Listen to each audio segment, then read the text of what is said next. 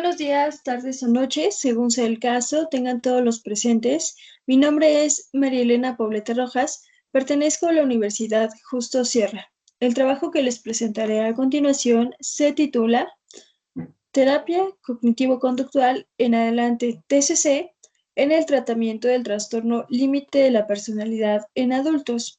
Esta es una revisión de las principales intervenciones en Hispanoamérica comprendidas del año 2015 al 2024. Para iniciar, vamos a definir qué es el trastorno límite de la personalidad en adelante TLP. También es conocido como personalidad borderline o de acuerdo a la CIA-10 como trastorno de inestabilidad emocional de la personalidad. La APA en el año 2013 lo define como un patrón dominante de inestabilidad de las relaciones interpersonales, de la autoimagen y de los afectos e impulsividad intensa que comienza, al igual que otros trastornos, en las primeras etapas de la edad adulta y está presente en diversos contextos. Al respecto, actualmente contamos con dos manuales que lo abordan. Uno de ellos es el DSM-5 y el otro la CIE-10. Cabe mencionar que la CIE-10 lo divide en dos tipos, el tipo impulsivo y el tipo límite. Ahora, respecto a su epidemiología, este trastorno presenta una prevalencia a nivel mundial de entre el 1 al 2%, afectando en su mayoría a mujeres adultas jóvenes. Esto de acuerdo a Mendoza en el año 2024. Ahora, si tomamos en cuenta que en la actualidad somos alrededor de 8.000 millones de personas, el 1% representaría a 80 millones y el 2% a 160 millones de personas. En México la situación no es distinta, ya que de acuerdo a datos arrojados por la Secretaría de Salud, la prevalencia en el país de este trastorno es del 1.5%. Ahora, si somos actualmente 126.705.138 mexicanos, este porcentaje equivaldría a 1.900.577 personas. Como vemos, son cifras realmente alarmantes. Ahora, ¿por qué es importante su abordaje? Aquí plasmo algunas de las características más relevantes. Una de ellas, de acuerdo con Feitosa en el año 2023, es que suele estar acompañado por varios trastornos comórbidos, en particular con trastornos del estado de ánimo entre un 50 al 60%, trastornos de ansiedad de un 60 al 80%, consumo de sustancias alrededor del 50%, trastorno de estrés postraumático del 31 al 55% y trastornos alimentarios y que de hecho varios de estos trastornos también afectan en función del sexo. Es decir, en mujeres encontramos mayor prevalencia de trastornos de ansiedad, depresión o trastornos de la conducta alimentaria, mientras que en hombres es más común encontrar trastornos por abuso de sustancias o incluso trastorno de personalidad antisocial. Otra característica es que el TLP se manifiesta a través de conductas de riesgo ocasionadas principalmente por la desregulación emocional. Al respecto, la tasa de suicidio en esta población va de entre el 8 al 10%. Otro aspecto es que generan elevados costes económicos para el sistema sanitario por la alta tasa de ingresos hospitalarios y el uso prolongado de servicios de salud mental. Por lo tanto, surge la siguiente pregunta de investigación. ¿Cuáles son las intervenciones más frecuentes para tratar el trastorno límite de la personalidad mediante TCC en adultos hispanoamericanos según la literatura publicada entre el 2015 y 2024?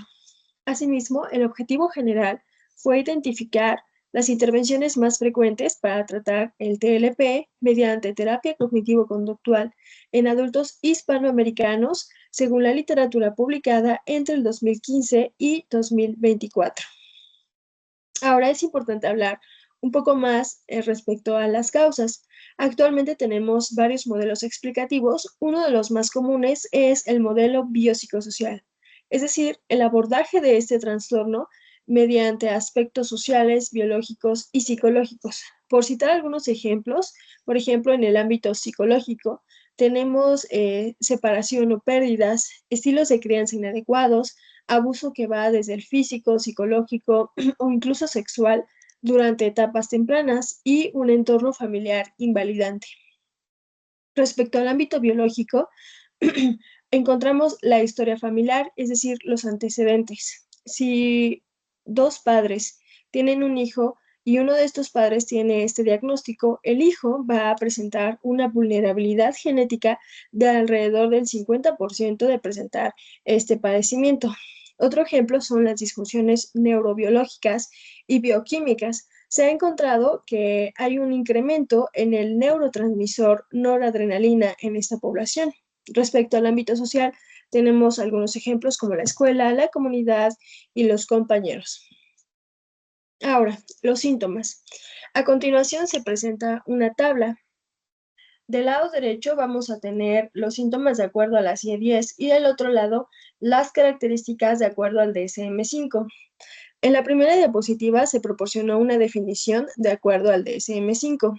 Es importante mencionar que este manual establece 9 características o 9 criterios para este diagnóstico, de los cuales se deben cumplir al menos 5 de ellos. Por otro lado, la CIE-10 lo define como un trastorno de inestabilidad emocional de la personalidad, que son personas que tienden a actuar de modo impulsivo, sin tener en cuenta las consecuencias.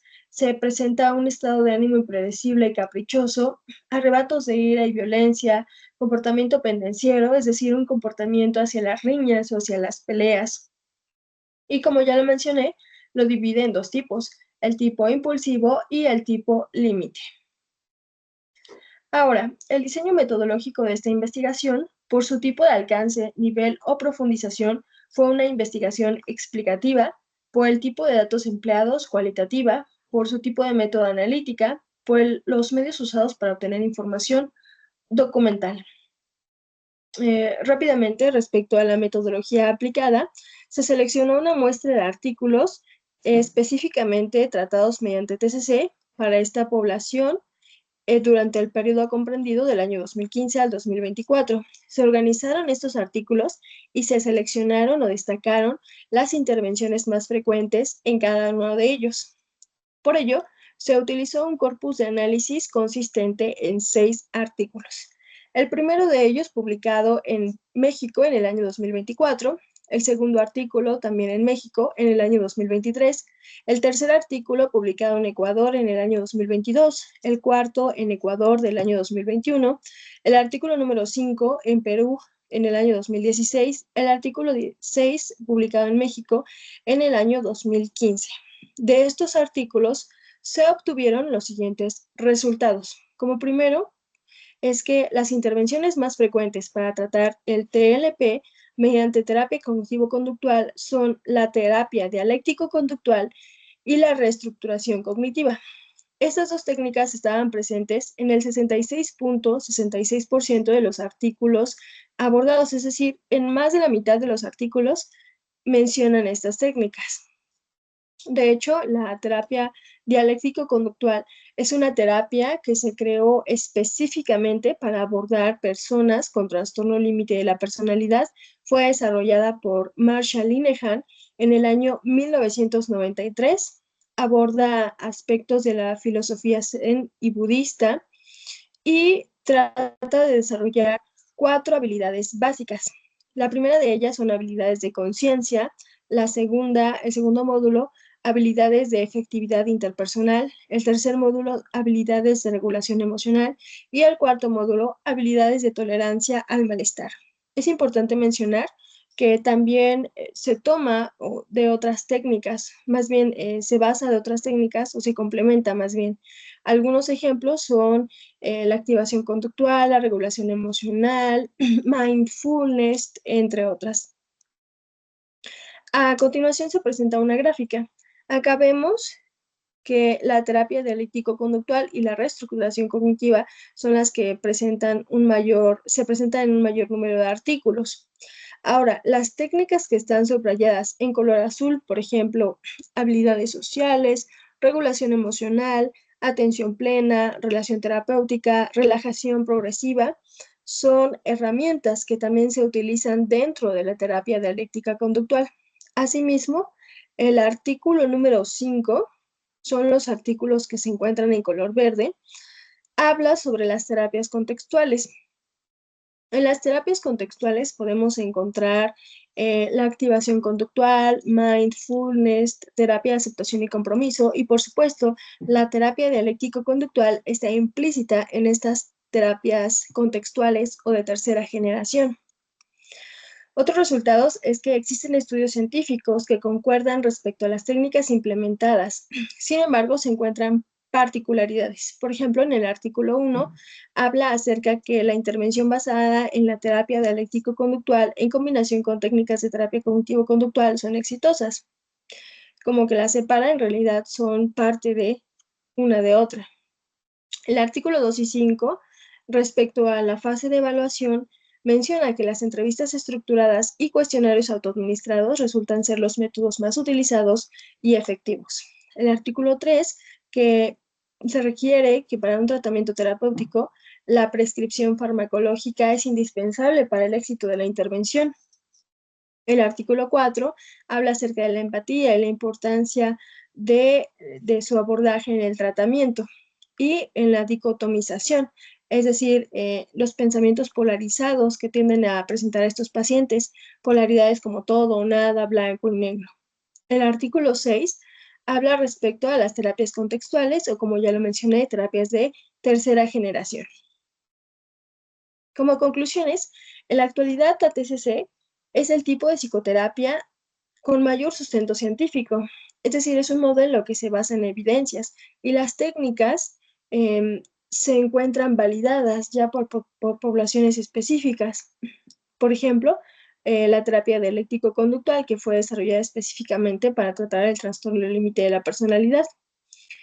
Ahora, la combinación de estas técnicas es muy importante, que puede potenciar el tratamiento si se eligen con cuidado, es decir, abordarlas desde una perspectiva ideográfica, teniendo en cuenta las necesidades y particularidades de cada caso. Por su atención, muchas gracias. A continuación les dejo la diapositiva con las referencias consultadas.